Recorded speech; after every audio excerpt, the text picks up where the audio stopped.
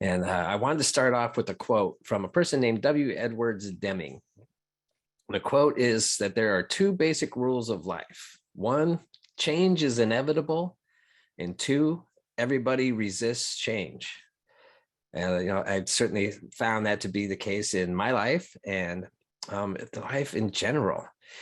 And it seems also like just right now there's like so much out there to resist that we are, we're ripe and ready for a time of like massive revolution.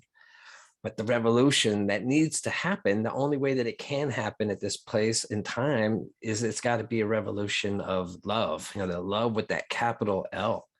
It's got to be done in a way that's never been done before. We've had revolutions, we've had change, and the way that it's happened up throughout our history has got us to where we're at. And it is clear that, something needs to happen differently. And maybe you're feeling it. Maybe it's, something within you that tells you that it's time now for like a shift in this paradigm. So starting off at the very beginning, we're talking in April about creativity, and it's more than just that artistic expression. We're also talking about creating our reality, creating our individual lives. And, last week was about leaning into the yes. And this week, once after we lean into that yes, and we start to step up and out into our inspiration, we start to encounter this sort of resistance.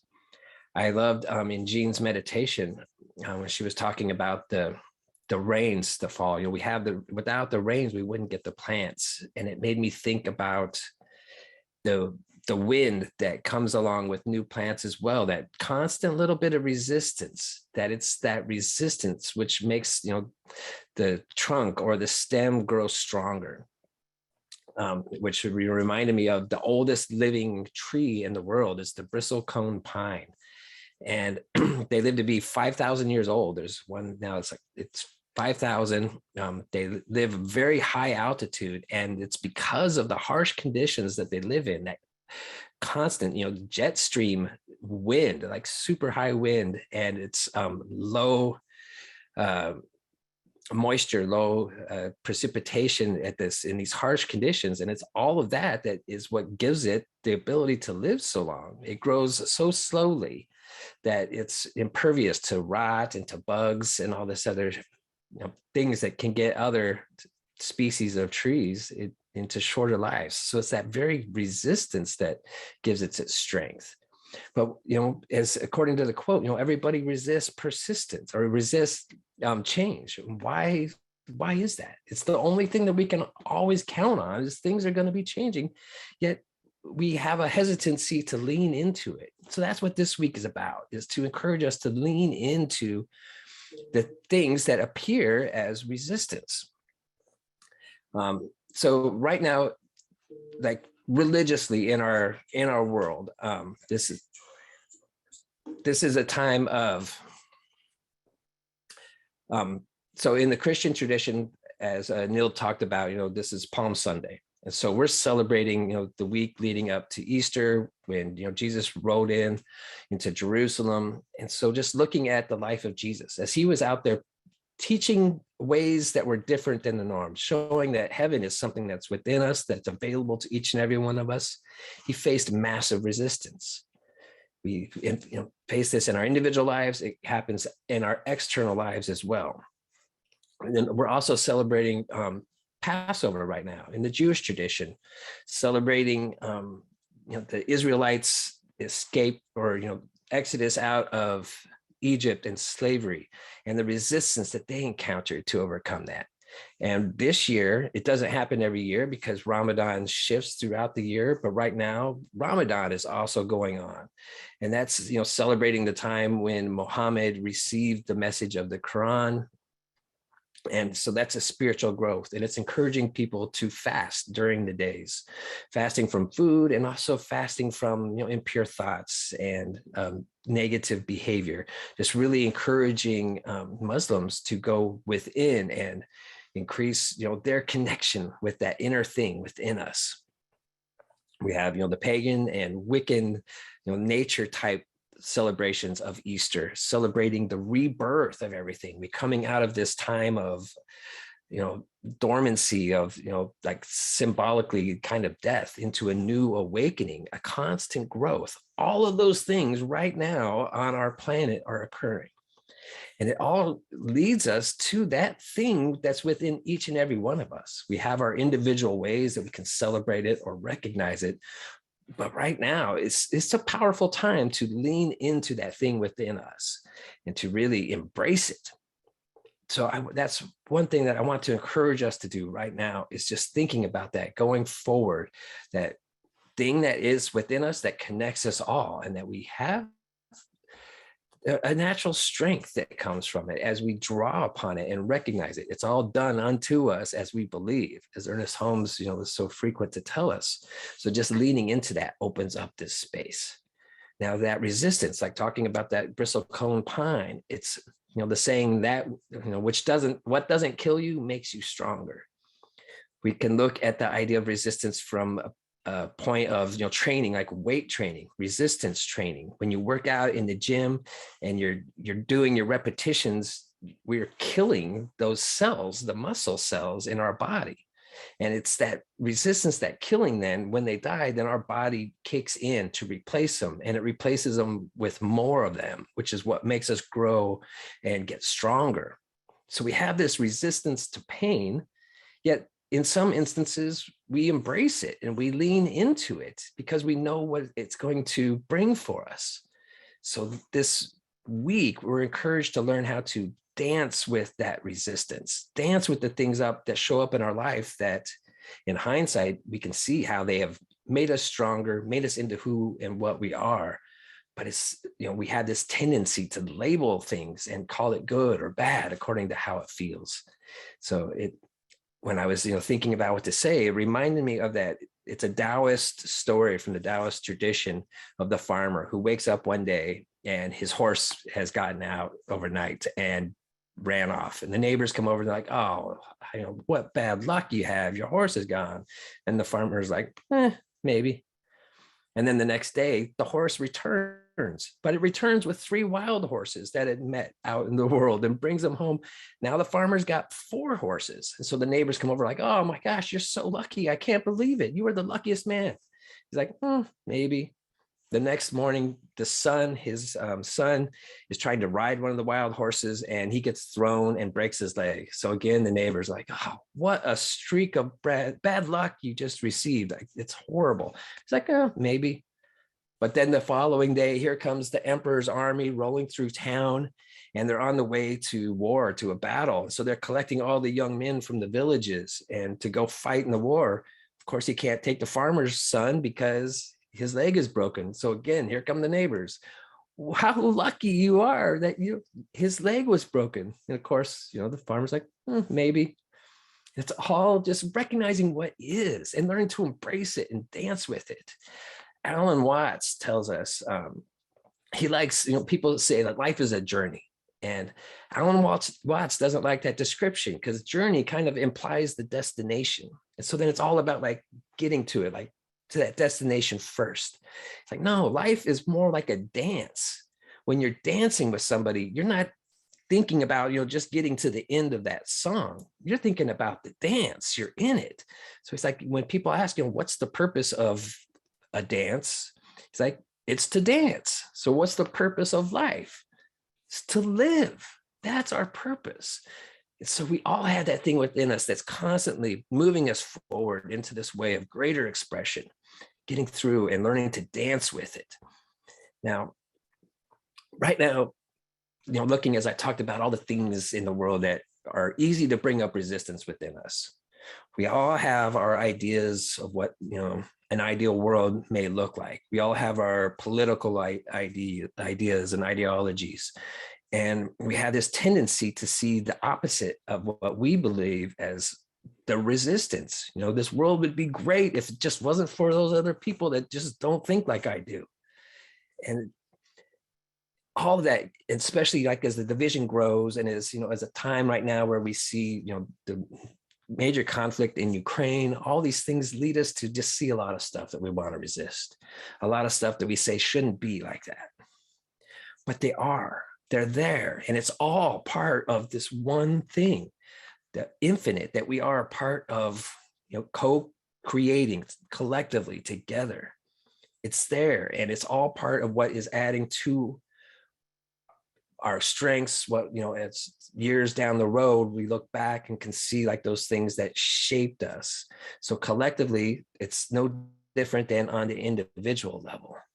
Now, all those things being said, looking at the challenges that we face, I'm like really encouraged of where I know and feel that humanity is heading.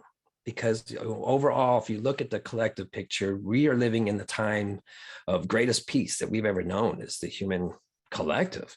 It's hard to believe that if you just look at the surface, because we are bombarded with, just through the internet. We are able to see everything that's going on. And so, yeah, we have, Ukraine. We also have other conflicts in the world. We also are still experiencing genocide in some places.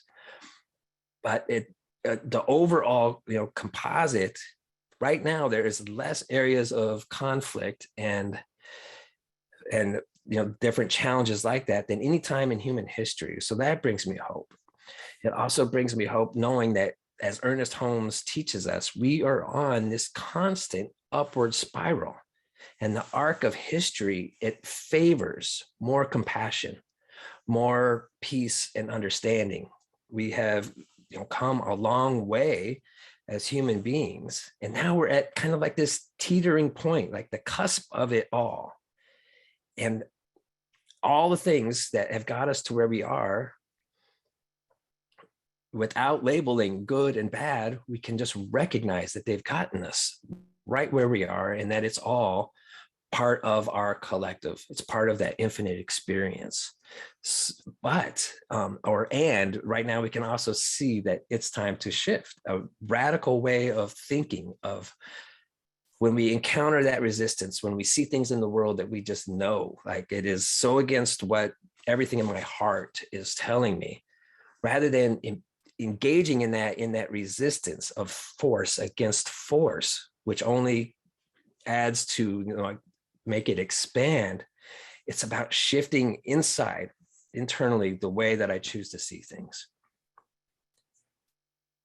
It's that same idea that this is something that we try to practice in our life when my children, I have young ones. And so we get to hear, stories, how they're told that, that's the bad guy. Is that the bad guy? And we try to teach, well, there really are no bad guys. There's no bad people. It's just people. We are all that divine. We all have that same thing within us, but there are people that have, that make bad choices. There are people that do bad things, or, harsh and really horrible things that happen. But we need to draw back now in this revolution of love and remind ourselves that everybody with that spark of the divine within, everybody is the children of God. As Jesus told us himself, and that idea was met with a lot of resistance, and it's met with resistance today. This is a radical shift into how we see and feel and experience, and it's the story that we tell ourselves. So when we talk about this, shift in human consciousness that's coming, that shift in the paradigms that we've lived through into a whole new way of being, it has already occurred in spirit. That's where this inspiration comes for this idea, is because in this upward spiral in the mind of the infinite, of the one God, it's already occurred. And we can only experience it to the level of our mental equivalent. Another one of Ernest Holmes' teachings is it's experienced, done unto you as you believe, which is Ernest Holmes' teaching, as well as Jesus, the person's teaching. It's a great, early teacher. So I'm hoping that as people here, we are all connected to something, and that's something that inspires us to come visit Centers for Spiritual Living, to follow and lean into this philosophy. It's that thing within us that's getting us to pursue deeper purpose and meaning, and to know ourselves more deeply. So I'm hoping that what has been happening in my life has been happening in yours as well, that you're experiencing more powerful moments of Synchronicities is a way that things show up, that little nods and winks from the universe that just remind you that we are on this, that there is something bigger. I've had, just this last couple of weeks of thinking about this talk, I've had moments where just something comes over me and just brings this feeling of elation, to where it's just spirit. It's so powerfully over me that my body vibrates, and it's a powerful thing that we are all engaging in. And I think really, like, this time of year is part of it too. All these dynamics are just expanding, like the crocus, flowers growing up out of the cold earth. They're the first ones to push through and get through. It's that same thing within us that's opening up. So I wanted to talk quickly about practices that we can pull in. I love, again, like with the synchronicities, with the way that spirit shows up to remind me I'm on the right path, to remind me when I'm holding the right thought.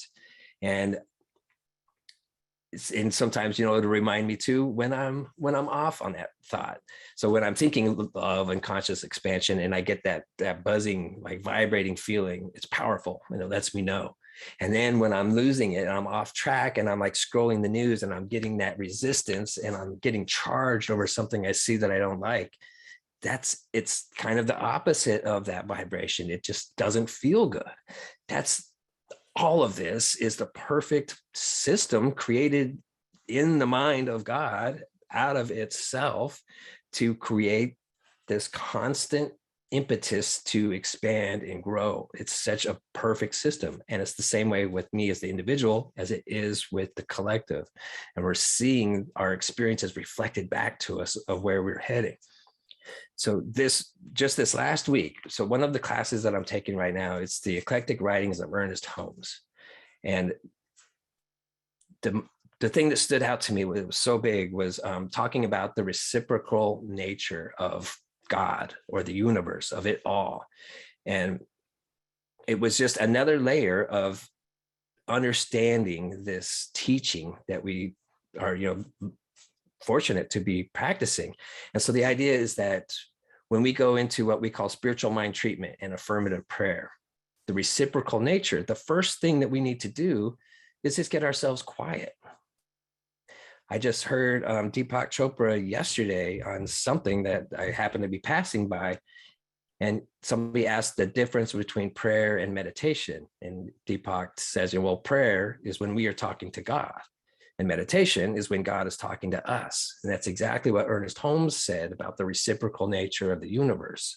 So before we go into prayer, our number one thing to do is to just be still for a moment and invite that presence, that mind, to commune with us. So it's through that communion that we then receive the word that we are going to offer in our prayer, in our affirmative prayer work of stating what it is that we want to see. So we hold off on our prayer until we get ourselves into the state to allow God to inform it. And then we say our prayer back into God. And that's this constant reciprocity. It's the downward, spiral we see of the teaching symbol, or the downward arrow. Well, that downward arrow also goes back up, and that's us informing back into it. So it's this constant pattern of down and up and in. And then so in a different class that I'm also taking right now, it's Amit Goswami. So Dr. Goswami talks about the quantum nature of everything, that everything is, when we get down at the smallest level, it's all waves that collapse into particles, all physical matter, all mental energy. It's all the quantum. And that it's a scientific explanation for what Ernest Holmes teaches us, that everything is spirit. And all of our physical reality is made out of spirit. And when we can look small enough, we can see that. So Goswami is encouraging people, what he calls quantum activism, is to take time to open up to that quantum field ourselves, which is very much what Ernest Holmes, with that communion, opening up to spirit. So what he encourages to do, and let's have a moment of just experience ourselves, if you're willing to, if it's comfortable and you're in a place where you're able to do it safely. I invite you just to relax in your seat and close your eyes if that's comfortable for you, and have your hands on your legs or somewhere, but palms up. And then just open to this idea that everything is a vibration. It's all those waves collapsing into particles. And this happens over and over. And that's the vibration that we live in. So as you open yourself to this quantum field and just recognize that where our atoms, the electrons and protons, those subatomic particles are in their orbits, that it's impossible to tell where our bodies end and the space around us begins. So with this openness of this quantum energy, can you ask it and recognize, invite it to feel it in your open hands? And then as you are still and feel, maybe you can detect that slight vibration that just reaffirms and reminds us that we are a part of this deeper thing. So by taking this moment, now stay there as long as you like, or come back whenever you're ready. But just that one moment of opening up to the possibility of something bigger, of something deeper, shifts our level of awareness. So when we're in a moment of resistance and not dancing with the resistance, we're fighting it. This is an invitation to step back and to go into another state of being. Dr. Goswami talked about, using it when he's into an argument with his significant other, and having an argument and then just excusing himself and going to the other room and taking just a moment to connect to that and recognizing it, and then come back in and engage, dance with that resistance where that argument is, in a way that you're coming in from a different place, because that's what this radical revolution of love is, the opportunity for us. If we have our polar opposites in this world of what our beliefs are, but it's all the divine. And so if we keep trying to fight it, we are just going to keep that fight alive. So coming from this place, it's an inner process to recognize when we see the things that challenge us, shifting the way that we are feeling. So either the practice of Ernest Holmes of really opening up into a meditative state to receive, or the way of Dr. Goswami of just sensing that connectedness, that quantum level, that we are just this vibration of mind, then shifts how we are feeling, how we show up in this world. And every time that we draw ourselves back to it, it's another step in this experiencing the shift in consciousness that's already happened in mind. It's already happened in spirit. It's now manifesting in our physical reality. But every time we take the moment to shift our own consciousness and awareness, then we are expanding our mental equivalent of what we see and believe as possible. And that's how we create change within ourselves. And then that's what creates our world of where we are dancing with that resistance. So I want to finish with a quote from Paramhansa Yogananda. And he says, I'm going to change it to be more gender inclusive, but the person who can reform themselves can reform the world. It's powerful to be able to lean in and shift our natural tendency to fight that resistance and to get charged and just bring that energy to it. It's a powerful thing to recognize that it's all part of our process, and leaning in and embracing it and taking it on that dance.